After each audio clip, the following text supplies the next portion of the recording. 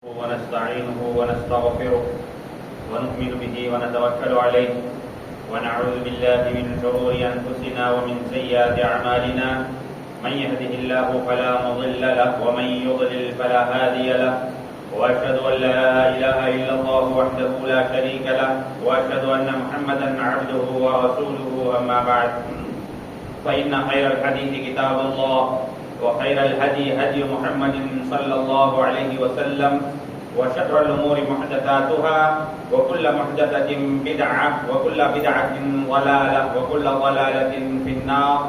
أعوذ بالله من الشيطان الرجيم. بسم الله الرحمن الرحيم. يا أيها الذين آمنوا اتقوا الله حق تقاته ولا تموتن إلا وأنتم مسلمون. يا أيها الناس اتقوا ربكم الذي خلقكم من نفس واحدة وخلق منها زوجها وبث منهما رجالا كثيرا ونساء واتقوا الله الذي تساءلون به والأرحام إن الله كان عليكم رقيبا.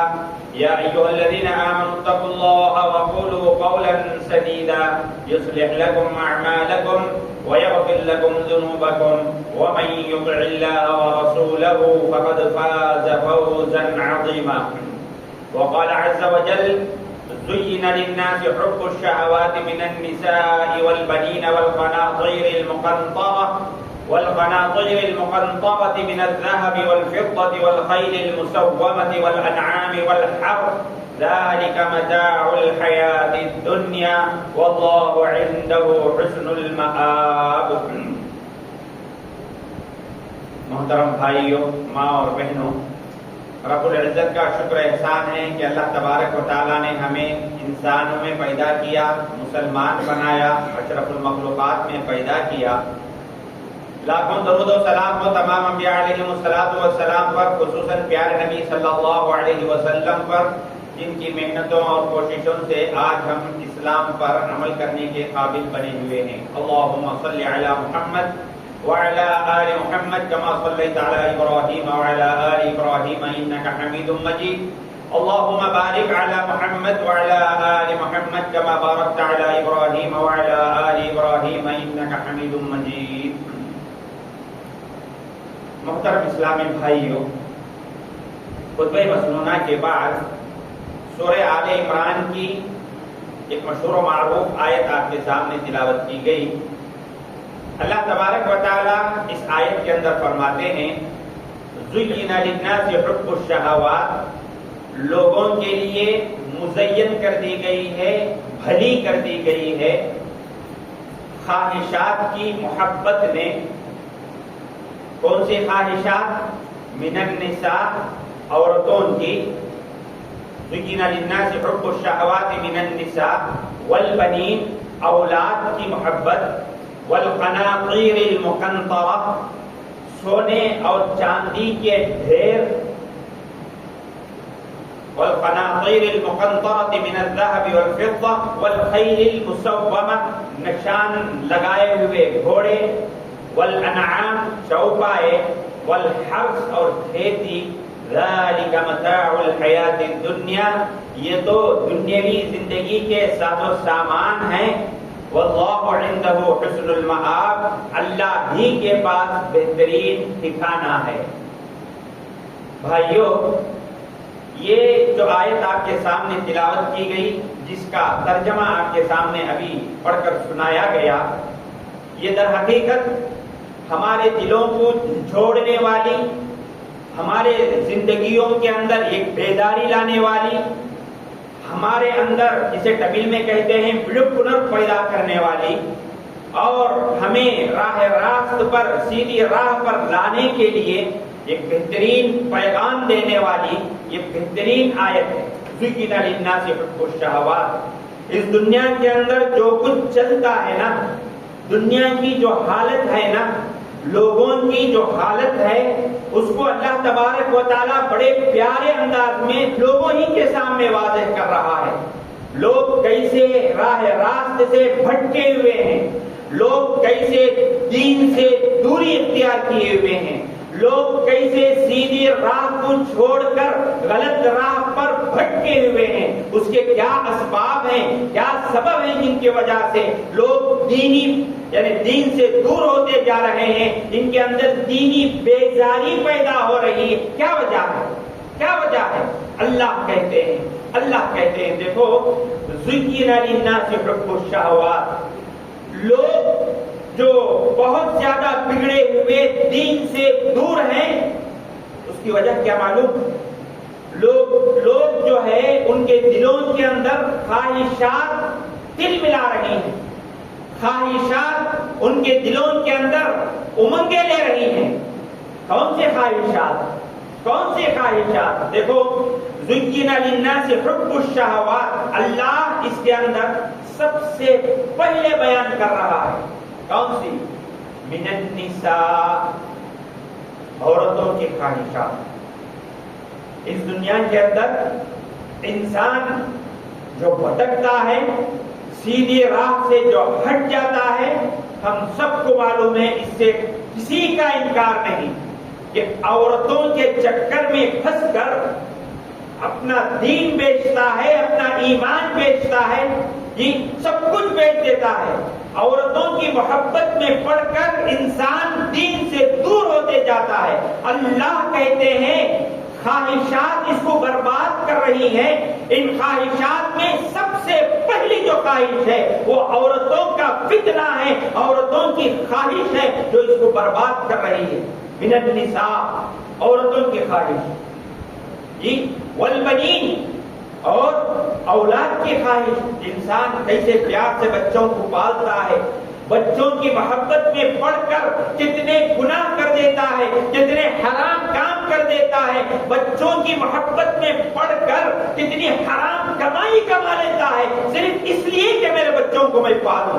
یہاں نہیں دیکھتا کہ کون سی چیز حلال ہے، کون سی چیز حرام ہے، جھوٹ کو سچ، سچ کو جھوٹ بولنے میں آگے بڑھتے رہتا ہے۔ اولاد کی خواہش، اور پھر خواہش اور کون سی ہے؟ والقناطیر المقنطرہ، سونے اور چاندی کے ڈھیر۔ جی، آج کی زبان میں اگر آپ کہیں، اس دور کے اندر لوگ سونے اور چاندی کو جمع کر کے رکھ کے، سونے اور چاندی کی محبت میں پھنس کر سونے اور چاندی کو جمع کرنے میں دین سے دوری اختیار ہو جاتی تھی ان سے۔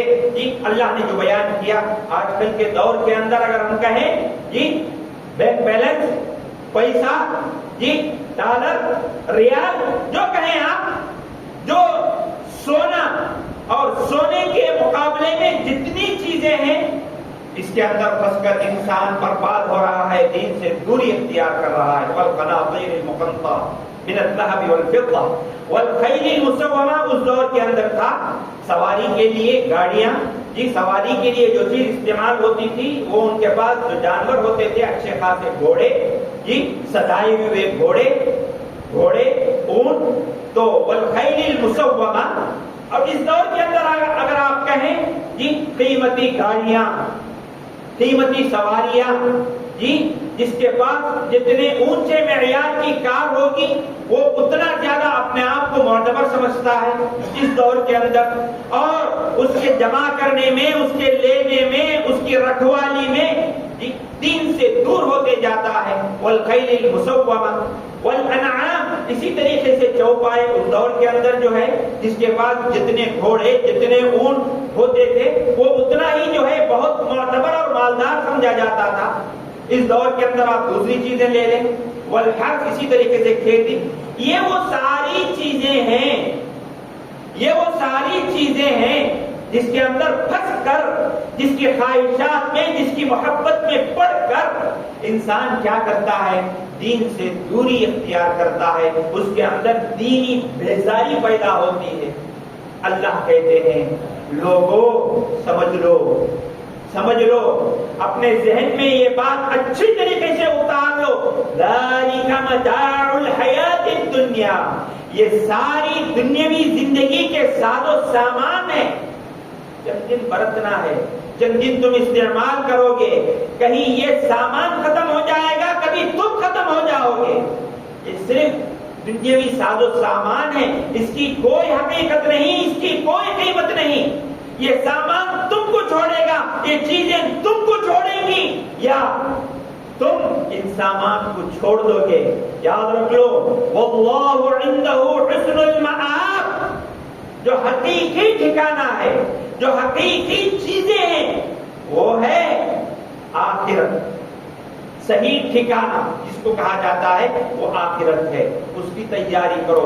ان کی چکر میں پھنس کر اپنی دنیا کو برباد مت کرو، اپنی یعنی ان چیزوں میں پھنس کر اپنی آخرت کو برباد مت کرو۔ یہ اللہ تبارک و تعالیٰ اس آیت کے اندر کہتے ہیں۔ میرے اسلامی بھائیوں، یہاں پہ جو پیغام آپ کو دینا چاہتا ہوں، زُيِّنَ لِلنَّاسِ حُبُّ الشَّهَوَاتِ مِنَ النِّسَاءِ، عورتوں کے چکر میں پھنس کر، عورتوں کی محبت میں پھنس کر لوگ اپنی آخرت کو برباد کیے ہوئے ہیں۔ یہ چیزیں انہیں لبھاتی ہیں۔ عورتوں کا چکر، عورتوں کا فتنہ انسان کو لبھاتا ہے، اور اس میں پھنس کر انسان دین سے دور ہوتے چلے جاتا ہے۔ پیارے نبی صلی اللہ علیہ وسلم ایک مرتبہ پیارے نبی صلی اللہ علیہ وسلم نے حدیث میں فرمایا، آپ نے فرمایا کہ میں ما ترکت فیکم، میں تم میں عورتوں کے فتنے سے بڑھ کر میرے بعد کوئی اور فتنہ چھوڑ کر نہیں جاؤں گا۔ عورتوں کے فتنے سے بڑھ کر میں تم میں اس سے بڑا فتنہ کچھ نہیں چھوڑا، چاہے کتنا بھی بڑا فتنہ ہو، اتنا بڑا فتنہ میں تمہارے اندر نہیں چھوڑا۔ کیا مطلب؟ عورت کا فتنہ، سارے دنیا کا فتنہ ایک طرف، عورتوں کا فتنہ ایک طرف۔ آپ جانتے ہیں، آپ دونوں اعتبار سے لے لو، آپ جتنا سمجھ سکتے ہیں اس کو سمجھ لو، میں آپ پر چھوڑ دیتا ہوں۔ عورتوں کے فتنے اور عورتوں کی جو تباہ کاریاں ہیں، اس سے بڑھ کر کوئی فتنہ، اس سے بڑھ کر کوئی مصیبت ہم اس دنیا کے اندر نہیں دیکھتے۔ انسان کیا کرتا ہے؟ انسان کرتا یہ ہے کہ عورت جب اس کے سامنے آتی ہے تو ایسی صورت میں اس عورت کو دیکھ کر، اس کی خوبصورتی میں، اس کے حسن و جمال میں، اس کی کسی بھی چیز میں جو اسے پسند آتی ہے، اپنا دین گنوا بیٹھتا ہے، اپنا ایمان گنوا بیٹھتا ہے، غلط کاریوں میں مبتلا ہو جاتا ہے۔ اسی لیے پیارے نبی صلی اللہ علیہ وسلم نے فرمایا، عورتوں کے فتنے سے بڑھ کر میں نے تمہارے اندر کوئی فتنہ نہیں چھوڑا۔ یہ پیارے نبی صلی اللہ علیہ وسلم نے فرمایا۔ آپ نے فرمایا، فاتقوا الدنیا واتقوا النساء، آپ نے فرمایا دنیا سے بچو، دنیا کی جو یہ آزمائشیں ہیں اس سے بچو، اور عورتوں کے فتنے سے بچو، عورتوں کے فتنے سے بچو، آپ صلی اللہ علیہ وسلم نے فرمایا۔ اسی طریقے سے آپ صلی اللہ علیہ وسلم نے فرمایا، کئی چیزیں ہیں۔ دیکھو، جب ہم بات کرتے ہیں عورتوں کے فتنے کے تعلق سے، اس کا مطلب یہ نہیں کہ اسلام عورت کو ایک دم حقیر نگاہ سے دیکھتا ہے، اسلام عورتوں کو ایک دم نچلی نگاہ سے دیکھتا ہے، نہیں، ہرگز نہیں، ہرگز نہیں۔ اسلام نے عورت کو جتنا اونچا مقام ادا کیا، اسلام نے عورت کو جتنا اونچا معیار ادا کیا، کسی مذہب نے ادا نہیں کیا۔ اس عورت کو ایک کھیل تماشا بنا کے رکھا گیا تھا، اس عورت کے نام پر قتل اور وحشیانہ ظلم ہوا کرتے تھے، اس عورت کے پیدا ہوتے ہی بچپن میں اس کو قتل کیا جاتا تھا، لیکن اسلام نے اس کو ایک ماں کی حیثیت سے، ایک بیٹی کی حیثیت سے، ایک ماں اور بیٹی کی حیثیت سے، ایک بڑی عورت کے حیثیت سے اس کو کتنی عزت دی، بہت عزت دی۔ اسلام نے عورت کو کبھی نچلا نہیں دکھایا۔ کبھی غلط مت سمجھنا، ہم جو کہہ رہے ہیں عورت کا فتنہ، یہ وہ عورت جو دین سے دوری اختیار کرتی ہے، جس کے پاس ایمان نہیں، جس کے پاس اسلامی اصول کی کوئی پابندی نہیں، ایسی عورت کے بارے میں ہم بات کر رہے ہیں۔ ورنہ اسلام نے عورت کو بہت اونچا مقام دیا ہے۔ دیکھو، پیارے نبی صلی اللہ علیہ وسلم نے فرمایا نا، الدنیا کلھا متاع، وَخَيْرُ مَتَاعِ الدُّنْيَا الْمَرْأَةُ الصَّالِحَةُ۔ آپ ہر خطبہ نکاح کے اندر یہ حدیث سنتے ہیں، کیا فرمایا پیارے نبی نے؟ پیارے نبی نے فرمایا صلی اللہ علیہ وسلم، یہ دنیا، یہ ساری چیزیں جو ہے فائدہ اٹھانے کی چیزیں ہیں جی، لیکن ان چیزوں میں سب سے بہترین جو چیز ہے وہ کیا ہے؟ المرأة الصالحہ۔ یہی ہم نے کہا نا، نیک بیوی۔ نیک بیوی، جب ایک عورت کے اندر نیکی آتی ہے، صالحیت آتی ہے، اس کے اندر اچھا پن اور نیکی کرنے کے جذبات امنڈ آتے ہیں، یہ عورت دنیا کی سب سے بہترین عورت ہے۔ عورت جہاں اسلام کہتا ہے کہ عورت فتنے کی چیز ہے، عورت سے بچو، عورت سے بچو، اس کا مطلب یہ ہے وہ عورت جس کے پاس دین نہیں، ایمان نہیں جی، کچھ بھی جو ہے اسلام کے شعائر اس کے پاس نہیں، یہ ایسی عورتوں کے بارے میں ہے۔ ورنہ وہ عورت سب سے بہترین عورت ہے جس کے پاس نیکی ہو، نیک عورت۔ احادیث پلٹی ہے آپ، کون ہے نیک عورت؟ کون ہے نیک عورت؟ اس کا انٹروڈکشن کیا ہے؟ کس کو کہتے ہیں نیک عورت؟ پیارے نبی صلی اللہ علیہ وسلم نے خود اس کی توضیح فرمائی ہے جی۔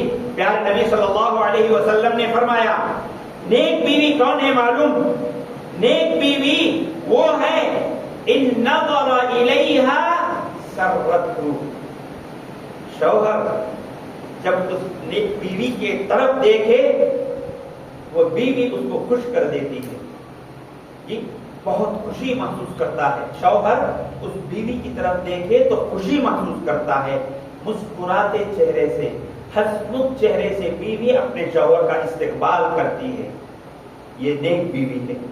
اتنا ہی نہیں، پیارے نبی صلی اللہ علیہ وسلم نے فرمایا وَإِنْ أَمَرَهَا أَطَاعَتْهُ، جب شوہر اپنے بیوی کو کسی چیز کا حکم دیتا ہے نا، تو ایسی صورت میں وہ اس کو بجا لاتی ہے، برابر طریقے سے جو بولتے ہیں وہ کرتی، جو بولتا ہے وہ کرتی ہے، جس چیز کا حکم دیتا ہے وہ کرتی ہے جی۔ وہ بیوی بیوی نہیں جو شوہر کی نافرمانی کرے، جو شوہر کے ساتھ چرب زبانی استعمال کرے، جو شوہر کے سامنے سینہ تان کر ٹہر جائے، جو شوہر کے آنکھوں میں آنکھیں ملا کر بات کرے، وہ نیک بیوی نہیں میرے بھائیو، وہ اچھی بیوی نہیں ہے میرے بھائیو۔ پیارے نبی صلی اللہ علیہ وسلم کے زبان میں نیک بیوی، اچھی بیوی وہ ہے وَإِنْ أَمَرَهَا أَطَاعَتْهُ، اگر وہ شوہر کسی چیز کا حکم دیتا ہے فوراً بجا لاتی ہے۔ کیوں؟ اس لیے چون و چرا نہیں کرتی ہے، سوالات نہیں کرتی ہے، آڑی ٹیڑھی باتیں نہیں کرتی ہے، گالیاں نہیں بکتی ہے، لڑنے کے لیے نہیں ٹھہرتی ہے، یہ ہے نیک بیوی۔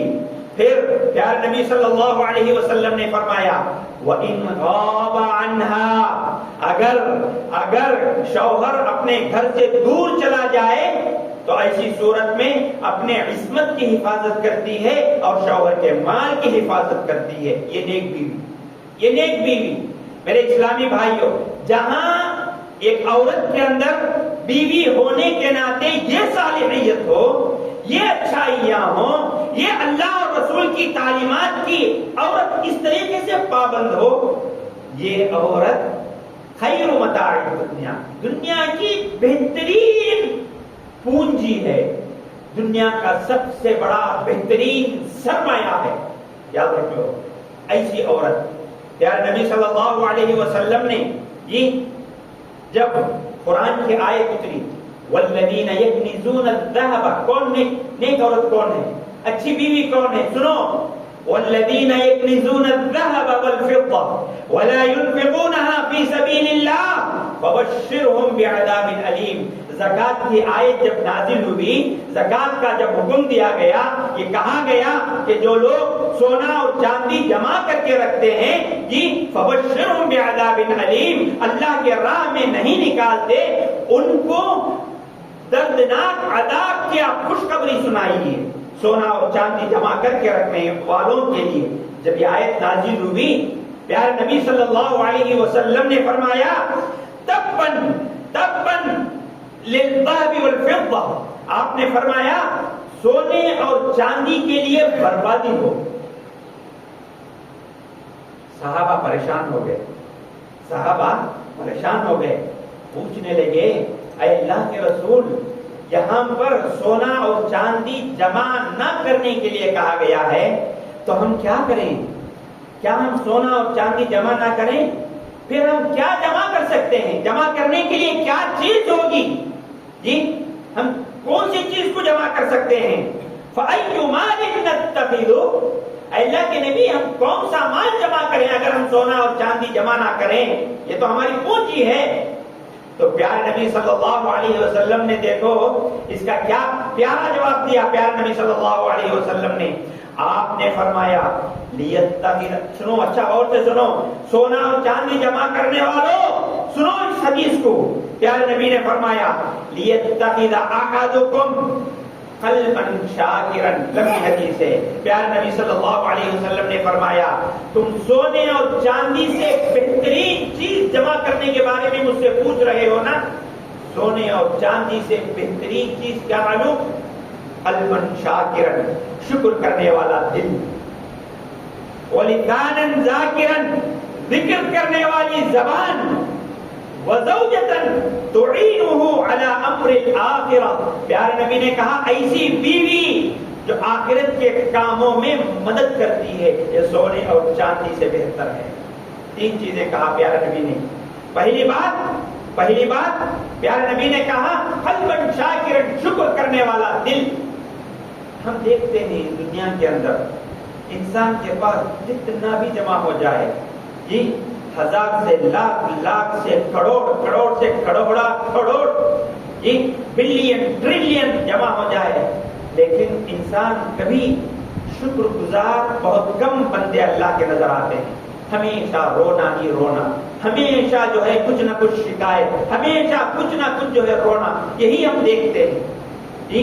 لیکن پیارے نبی صلی اللہ علیہ وسلم نے فرمایا قلبا شاکرا، جو شکر کرنے والا دل جس کے پاس رہے گا نا، ایسا انسان دنیا کا سب سے بہترین انسان ہے۔ قلبا شاکرا، ہمیشہ رونا، ہمیشہ شکایت کرنا نہیں، اچھی چیز نہیں ہے۔ اللہ کا شکر ادا کرو، اللہ کا شکر ادا کرو۔ ہمیشہ لوگ کہتے ہیں میں کیا کریا رہوں گا، اللہ منجے چاہت مالکو ہے، میں کس کا کیا برا کریا، کس کا کیا لٹا ڈالیا، میں منجے سے اللہ تکلیف دے لگو پڑیا ہے، میں دشا کیا اللہ کو نہیں۔ میرے بھائیو یاد رکھ لو، یاد رکھ لو، اللہ دیتا ہے آزماتا بھی ہے۔ اس قسم کی شکایت مت کرو، اس قسم کی شکایت مت کرو۔ دیکھو عام طور پر ہوتا کیا ہے، ہمارے استاد تھے اللہ جنت نصیب کرے، کہا کرتے تھے انسان کون سے درخت کو نہیں پتھر مارتا، جس درخت کے اندر پھل ہوں گے نا اسی کو پتھر مارتا ہے نا، اسی کو پتھر مارتا۔ نیم کے درخت کو بھی پتھر مارتا کیا؟ نیم کے جھاڑ کو بھی پتھر مارتا نہیں مارتا۔ آم کھانے کے خاطر آم کا درخت ہے، کوئی پھلدار درخت ہے، اس کو پتھر مارتا تاکہ لے لے۔ ویسے ہی اس دنیا کے اندر جس کے پاس کوئی عہدہ ہوگا، کچھ صلاحیت ہوگی، اس کے دشمن ہوں گے ہی، ہزار باتیں کریں گے ہی۔ آپ پریشان مت ہو جاؤ، اللہ نے آپ کو دیا ہے، اللہ کا شکر ادا کرو۔ قلبا شاکرا، شکر کرنے والا دل، لسانا ذاکرا، ذکر کرنے والی زبان، جی جہاں بیٹھے وہاں جو ہے لوگوں کی برائیاں، لوگوں کی غیبتیں، الٹی پلٹی باتیں نہیں، ذکر کرنے والی زبان بہت بڑی چیز ہے، بہت بڑی نعمت ہے۔ یہ مسجد میں داخل ہوئے، ذکر کرنے کا مطلب میں اس سے پہلے بھی بتایا ہوں، ایک تسبیح جو ہے پکڑ لیں اور بن کے ڈھکلتے رہیں، اسی کا نام ذکر نہیں ہے۔ ذکر کا معنی اللہ کو یاد کرنا ہے۔ مسجد کے اندر گھس رہے ہیں آپ، بسم اللہ والصلاۃ والسلام علی رسول اللہ، اللہم افتح لی ابواب رحمتک، کھانا کھانے شروع کر رہے ہیں بسم اللہ، کھانا ختم کر رہے ہیں اللہ کی تعریف، جی اسی طریقے سے گھر کے اندر داخل ہو رہے ہیں، جی بسم اللہ ولجنا و بسم اللہ خرجنا وعلی اللہ ربنا توکلنا، گھر سے باہر نکل رہے ہیں بسم اللہ توکلت علی اللہ لا حول ولا قوت الا باللہ، جی یہ کون سی جگہ پر چڑھ رہے ہیں، اللہ اکبر، جی اسی طریقے سے نیچے اتر رہے ہیں الحمدللہ کوئی نہ کوئی لا تنسى ذکر اللہ کے ذکر سے کبھی غافل مت ہو، اللہ کا ذکر ہمیشہ کرو، اللہ کو ہمیشہ یاد کرو، یہ اللہ کا ذکر ہے۔ تو یہ لساناً ذاکرن، جس کے پاس یہ زبان ہوگی۔ تیسری چیز وزوجتن، اور ایسی بیوی جو اس کو آخرت کے کاموں میں اس کی مدد کرے، تعینہ علی امر الآخرہ، تو جو بیوی اپنے شوہر کے آخرت کے معاملے میں مدد کرتی ہے، دین کے معاملے میں مدد کرتی ہے، ایسی عورت سونے اور چاندی سے زیادہ بہتر ہے۔ صحابہ نے پوچھا نا اللہ کے نبی ہم مال سونا اور چاندی جمع نہیں کر سکتے تو پھر ہم کیا جمع کریں؟ اس کا جواب پیارے نبی نے ان 3 چیزوں کو دیا، کیا؟ لساناً ذاکراً، قلباً شاکراً، وزوجتاً تعینہ علی امر الآخرہ۔ یہ 3 چیزیں آپ نے بتائی، یہ 3 چیزیں سونے اور چاندی سے بہتر ہیں۔ ہمارے کہنے کا مطلب عورت جب اس کے پاس دین ہو، جب اس کے پاس ایمان ہو، جب اس کے پاس صالحیت ہو، نیک بیوی ہو، یہ بیوی جی سونے چاندی دنیا کی ہر چیز سے بہتر ہے۔ میں نے کہا نا اسلام کبھی عورت کو نچلا نہیں دکھاتا، اس کا مرتبہ بہت اونچا رکھا ہے، اس کو بہت ہی زیادہ جو ہے توجہ دیتا ہے، اس کی بڑی قدر کرتا ہے اسلام۔ میرے اسلامی بھائی آئیے اب ہم کچھ باتیں آپ کے سامنے رکھنا چاہتے ہیں ماحول کے اعتبار سے۔ جب عورت کی اتنی قدر اسلام نے کی، اس کو نیچا نہیں دکھایا، عورت کی اتنی عزت کی، میرا اور آپ کا فرض کیا بنتا ہے بتاؤ؟ اس عورت کے سلسلے میں جاننے والوں کا اور انجانے لوگوں کا فرض، ہم سب کا فرض کیا بنتا ہے؟ میرے بھائی، اس عورت کی قدر کرنا، اس عورت کی حفاظت کرنا، اس عورت کو اچھی نگاہ سے دیکھنا، اس عورت کے سلسلے میں اسلامی تعلیمات کا خیال کرنا، یہ میرا اور آپ کا فرض ہے۔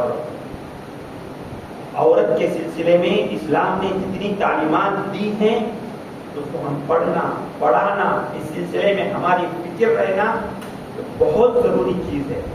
بڑے افسوس کی بات، آج ماحول جتنا بگڑتے جا رہا ہے اور اس بگڑتے ماحول میں کھلونا پہلے بنایا گیا اسی عورت کو، اسی عورت کو کھلا کر، اسی عورت کو نچا کر، اسی عورت کو پھسلا کر یہ اس دنیا کے اندر وحشیانہ مظالم ڈھائے جا رہے ہیں، اس دنیا کے اندر فحاشی اور عریانیت پھیلائی جا رہی ہے، اسی عورت کے ذریعے اس دنیا کے اندر ننگا پن عام کیا جا رہا ہے، اس عورت کو یہ کھلونا بنایا گیا، اس عورت کی کوئی قدر نہیں، اور پھر کہنے کو کہتے ہیں سینہ تان کر، سینے پر مار کر، اسلام عورت کی قدر نہیں کرتا، ہم ہی جو ہے عورت کی قدر کرتے ہیں۔ میرے اسلامی بھائیو، بیوقوف لوگ ہیں یہ لوگ۔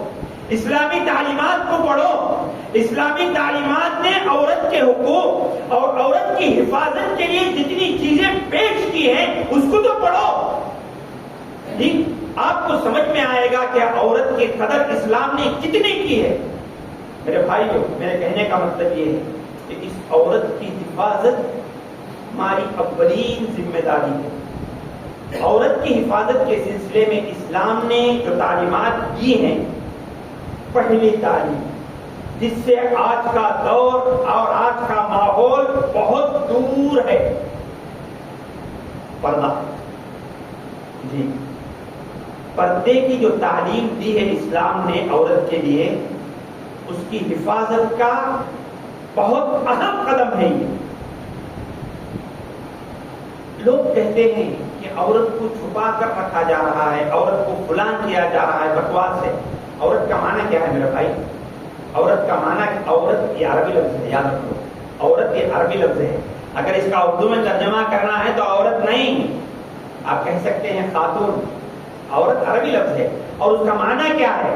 عورت کا معنی ہے چھپائی جانے والی چیز۔ دیکھو، عربی اتنی اچھی زبان ہے، عورت کا نام ہی جو ہے العورہ، العورہ عورت کا نام، خاتون جس کو ہم کہتے ہیں جی، اس کا نام ہی انہوں نے دیا ہے عورت، چھپائی جانے والی چیز۔ جب عورت پردے میں رہتی ہے تو اس کی حفاظت پوری طریقے سے ہوتی ہے، جب پردے سے باہر نکلتی ہے، آپ بھی جانتے ہیں میں بھی جانتا ہوں اس کے خمیازے سے ہم کتنا بھگت رہے ہیں۔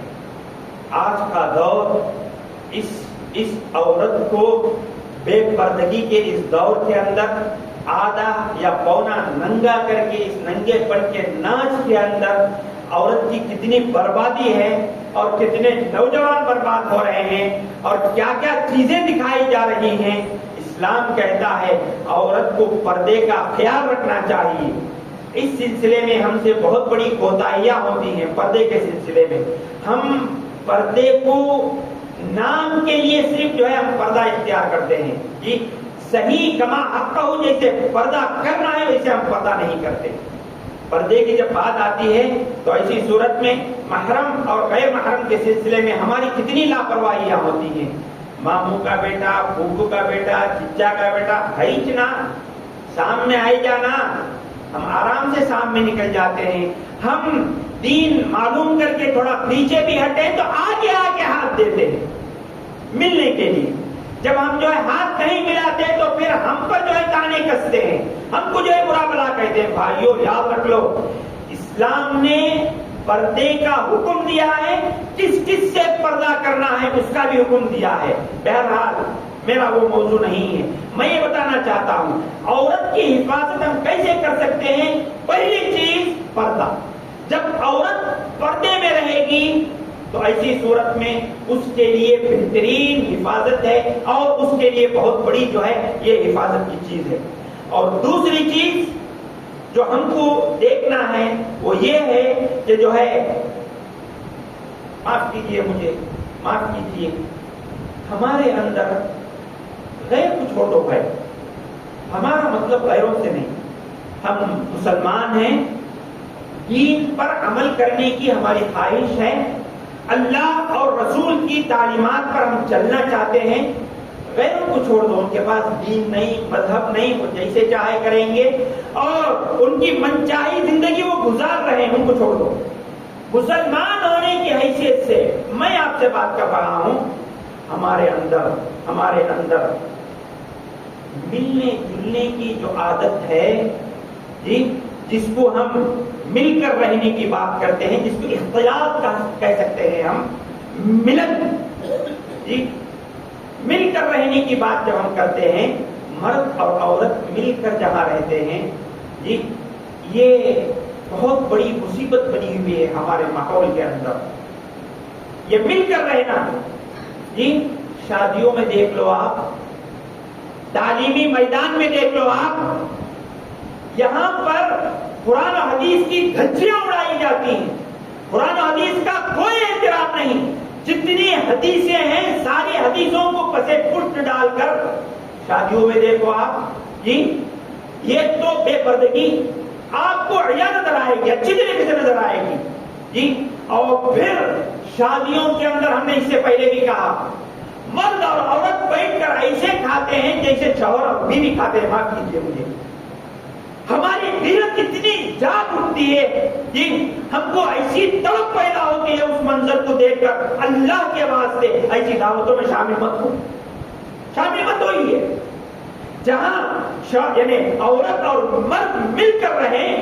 ایسے ہی تعلیمی میدان میں دیکھو آپ، تعلیم کے نام پر مرد اور عورت مل کر رہتے ہیں اور وہاں کتنی برائیاں آپ دیکھ لو۔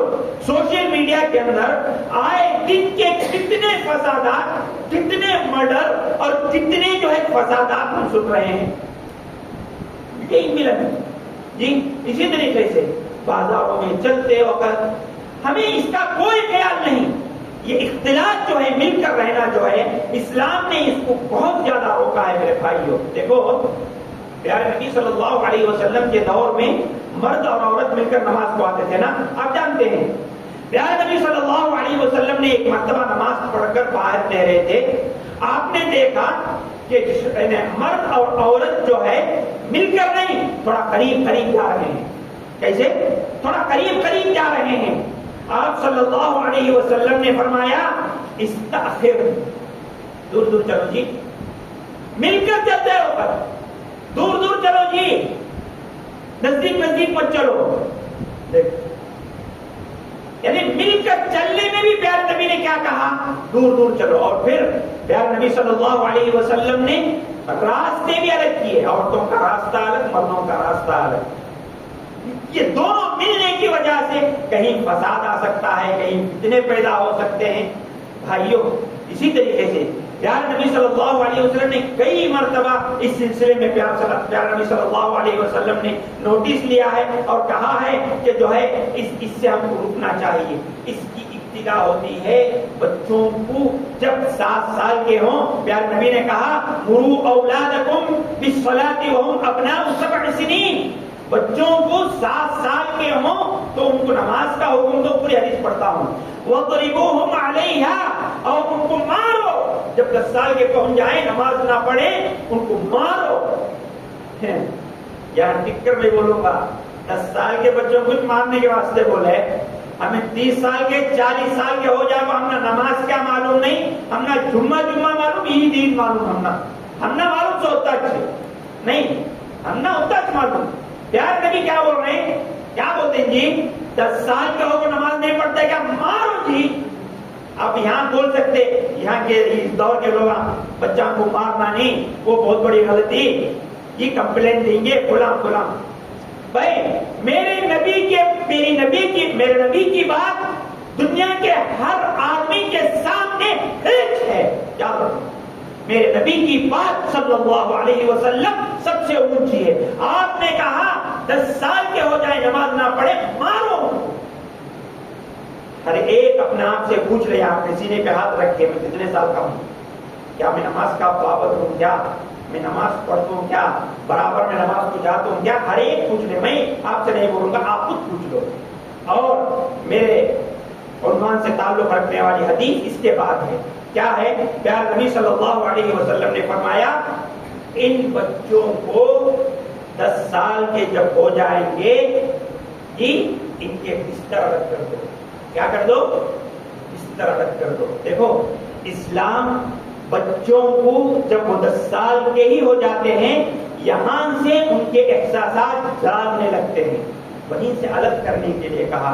لڑکوں اور لڑکیوں کو ملا کر مت سلاؤ. کب؟ 10 سال کی جب عمر ہو جائے دونوں کو ملا کر مت سلاؤ. کیوں؟ کیونکہ یہیں سے ان کے احساسات جاگ اٹھتے ہیں.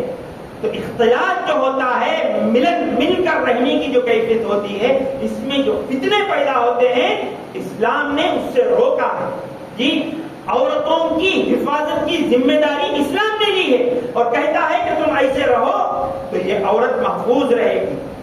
معاف کیجیے گا آج ہم اسلامی تعلیمات سے ہٹ کر بہت سارے کام کرتے ہیں.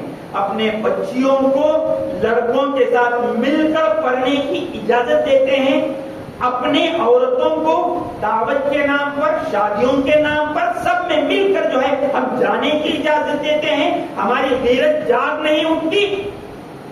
جب کوئی حادثہ ہو جاتا ہے، معاف کیجیے مجھے، جب کوئی حادثہ ہو جاتا ہے، جب کوئی پریشانی لاحق ہو جاتی ہے، بیٹھ کر خون کے آنسو ہوتے ہیں گھر کے اندر. ایسے ہو گیا، ایسے ہو گیا، یہ ہو گیا، فلاں ہو گیا.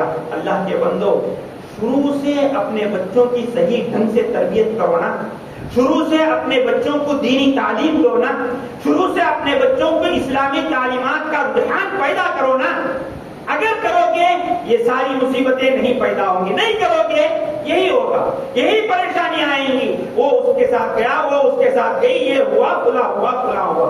اور میں آپ کو یہ بات بھی کہہ دوں بڑے افسوس کے ساتھ، آج امت مسلمہ